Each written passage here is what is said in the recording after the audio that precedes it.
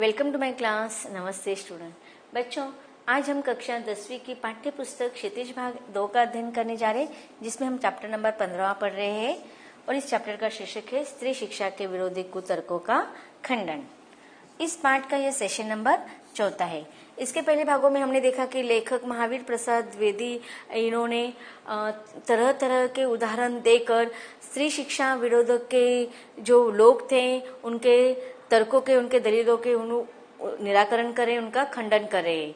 आगे कौन कौन से तर्कों के द्वारा, उदाहरण के द्वारा उनके स्त्री शिक्षा विरोधक के दलीलों का वह खंडन करते हैं, उसको हम पाठ के अगले परिच्छेदों के द्वारा पढ़ते हैं। तो बच्चों, लेखक हमारे अगले परिच्छेद में कह रहे हैं कि जो लोग पुराणों में पढ़ी लिखी स्त्रियों के हवाले मांगते हैं, उन्हें श्रीमद् भागवत स्कंद दशक स्कंद के उत्तरार्ध का 53वां अध्याय अर्थात 53वां अध्याय पढ़ना चाहिए, जिसमें रुक्मिणी हरण की कथा है। रुक्मिणी ने एक लंबा चौड़ा पत्र एकांत में लिखकर एक ब्राह्मण के हाथ श्री कृष्ण को भेजा था।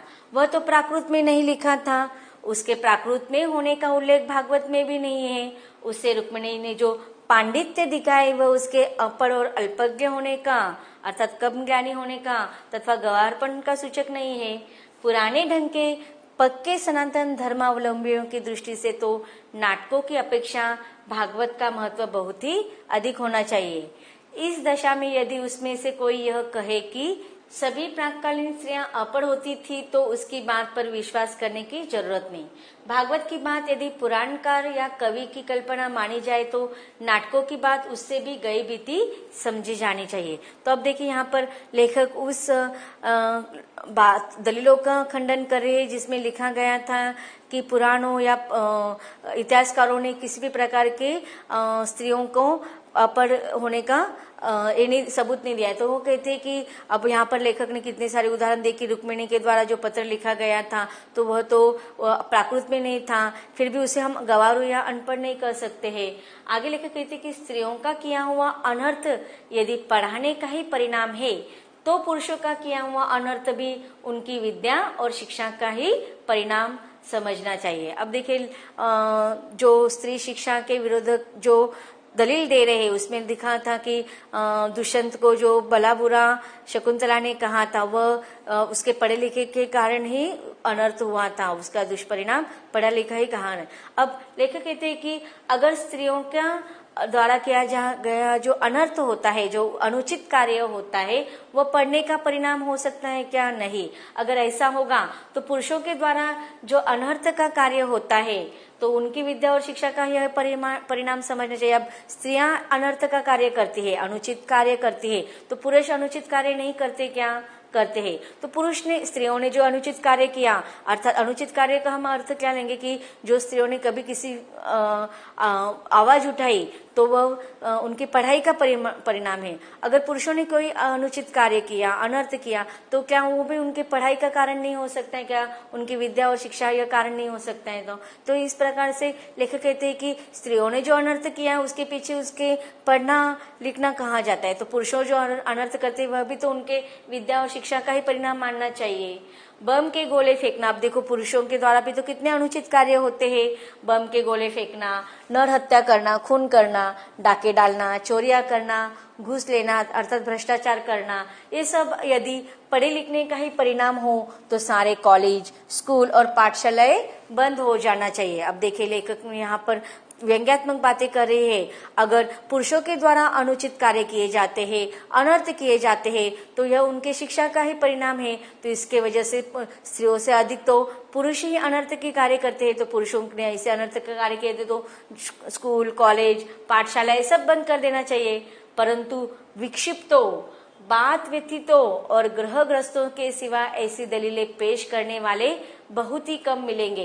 अब देखिए, लेखक ने जो इस प्रकार के दलीलें दे रहे हैं उनके लिए एक मानसिक रोग उनको कहा है, मानसिक रोगी कि विक्षिप्त है, वह बात व्यतीत है कि अपने बातों को मनाने के लिए दुखी हो जाते हैं, पीड़ित हो जाते हैं, ग्रहग्रस्त की पुराने ग्रहों से, पुराने रीति रिवाजों से, परंपराओं से वह अड़े रहते हैं, उनसे ग्रस्त होते हैं। तो इस प्रकार यह एक मानसिक संतुलन बिगड़ने की वजह वो कहते हैं कि ऐसी दलीलों को पेश करने वाले बहुत लोग ही नहीं।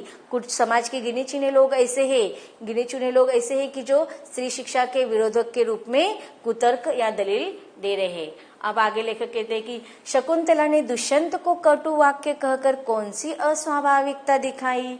क्या वह यह कहती। अब देखिए उस समय शकुंतला और दुष्यंत की कहानी हम सबको पता है कि शकुंतला के साथ उन्होंने गंधर्व विवाह किया था और किसी कारणवश वह आगे चलकर भूल गए और उसको याद दिलाने के लिए जब शकुंतला जाती है दुष्यंत के पास तो वह मना कर देते हैं। तब वह उसको भला बुद्धि कहती है। वह तो उसके मन की स्वाभाविक क्रोध उन्होंने अभिव्यक्त की थी, तो इसमें अस्वाभाविकता की बात नहीं दिखाई देती है। क्या वह उसके बदले में वो क्या उससे कैसे कहते हैं। आगे लेखक कहते कि आर्यपुत्र शाबाश, बड़ा अच्छा काम किया जो मेरे साथ गांधर्व विवाह करके मुकर गए। नीति, न्याय, सदाचार और धर्म का आप प्रत्यक्ष मूर्ति है। अब देखिए जो दुष्यंत ने अनुचित कार्य किया था उसका उत्तर भी तो वह अपने स्वाभाविक क्रोध में ही देगी ना। तो इस प्रकार अगर वो उसे ऐसे कहती तो वह अगर शकुंतला ने अपने पत्र में इस प्रकार से बातें की होती तो वह क्या अनपढ़ गवार नहीं होती। वो तो उन्होंने अपने स्वाभाविक क्रोध को व्यक्त किया था। अगर वह इस प्रकार से बातें करती तो समाज को अच्छा होता है वो इसके लिए नहीं। पत्नी पर घोर से घोर अत्याचार करके जो उससे ऐसी आशा रखते हैं वे मनुष्य स्वभाव का किंचित भी ज्ञान नहीं रखते। अब देखिए यहाँ पर लेखक ने स्त्रियों के जब अन्याय होते हैं तो वह उसके खिलाफ अगर आवाज उठाती है तो वह समाज के बहुत से लोगों को मंजूर नहीं होती है, लेकिन बहुत सारी स्त्रियां अन्याय को सहन करती है तो वह उस समाज के लिए भी अनुचित का ही कार्य होता है।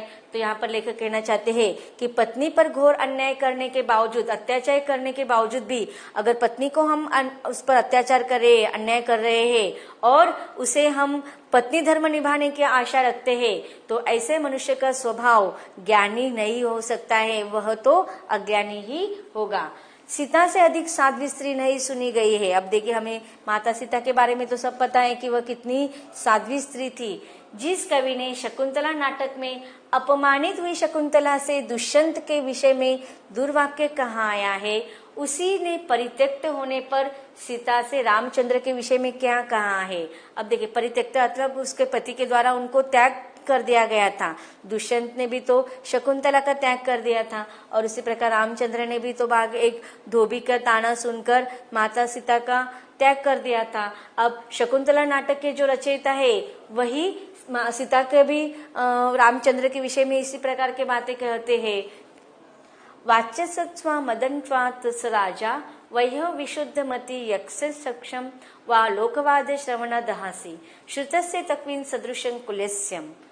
अब सीता क्या कहती है कि लक्ष्मण जरा उस राजा से कह देना कि मैंने तो तुम्हारी आंख के सामने ही आग में कूदकर अपनी विशुद्धता साबित कर दी थी कि वह किस प्रकार से पवित्र रहे। उन्होंने एग्जाम भी तो दी थी ना।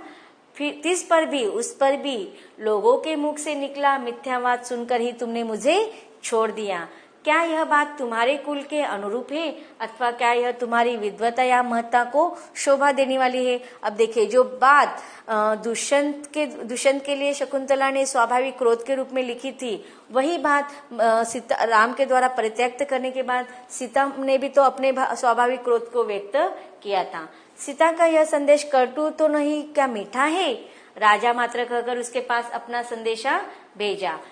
यह उक्ति न किसी गंवार स्त्री की है किंतु महाब्रह्म ज्ञानी राजा जनक की लड़की और मनवादी महर्षियों के धर्मशास्त्रों का ज्ञान रखने वाली रानी की है। अब देखिए यहाँ पर लेखक सीता का उदाहरण देकर कह रहे कि जो दुष्यंत शकुंतला और दुष्यंत नाटक जिस नाटककार ने लिखे है वही वाक्य सीता के मुख से निकला है। अब सीता तो कोई गवार नहीं थी, अनपढ़ नहीं थी, बल्कि महाब्रह्म ज्ञानी राजा जनक की लड़की थी और मनवादी महर्षियों की धर्मशास्त्रों का ज्ञान रखने वाली रानी थी। नृपस्य वर्णाश्रम पालन यत सएव धर्म मनुना प्रणीत। सीता की शास्त्रज्ञता का यह प्रमाण वही आगे चलकर कुछ ही दूर पर कवि ने दिया है।